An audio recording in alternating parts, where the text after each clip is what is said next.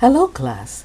This is Professor Jane Williams, your sociology professor for College of San Mateo, Sociology 100.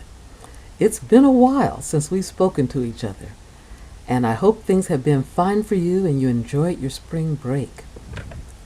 We haven't spoken since your midterm, and I want to say that the midterm presentations went very, very well. I had some excellent submissions. I hope you took a chance also to look at what your classmates prepared and to just admire some of the ingenuity and the quality with which many of them did their work. Hats off to all of you.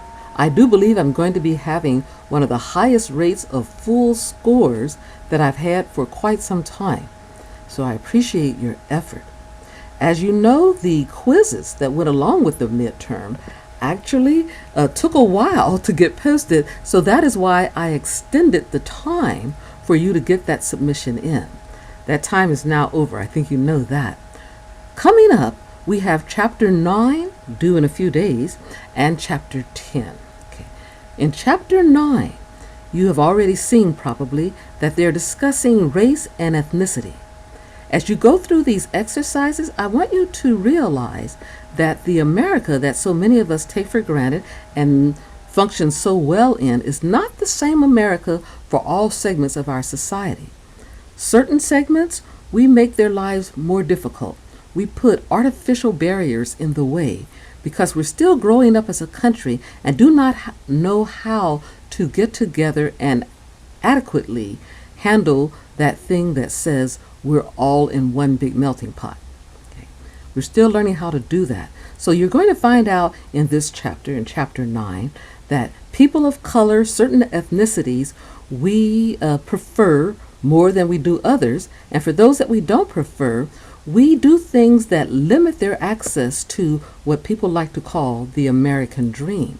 That means we stand in the way of their progress. We give them setups where they will have less education, poor education. We force them into living in environments that will inherently reduce their ability to function in this society. Anything that would give them progress, that would give them access to power and money and just the full benefits of all that our society has to offer, we make more difficult and sometimes just outright inhibit for these groups. That means we as a country have some growing to do.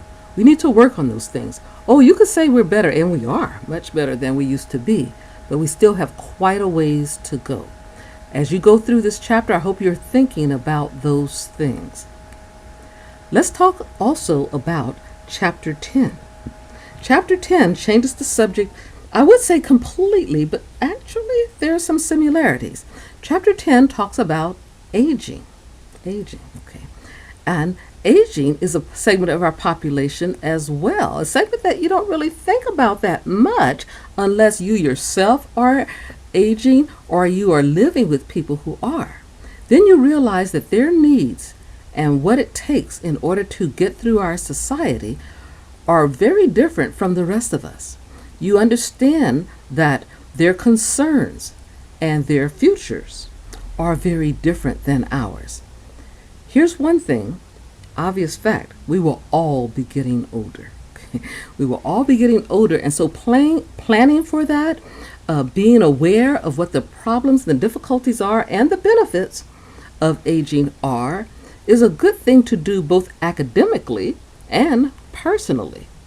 This chapter also deals with the end of life. Okay, what it's trying to tell you is this. Just like we'll all be getting older, we will all be passing away soon. Preparing for it, adjusting our attitudes toward it, being able to talk about it, not only regarding ourselves, but about the people in our lives who are aging and what we can do to make things better for them and the people around them, make things better for us and the people around us. Those are the kinds of things discussed in Chapter 10. I suspect you're going to enjoy both these chapters and you'll walk away with some knowledge that will help you do these things better. I'll even dare say that once you learn some of this information, you will be a better citizen, a better son, a better daughter, a better parent, a better person. I will look forward to talking to you soon. Again, congratulations on finishing the midterm.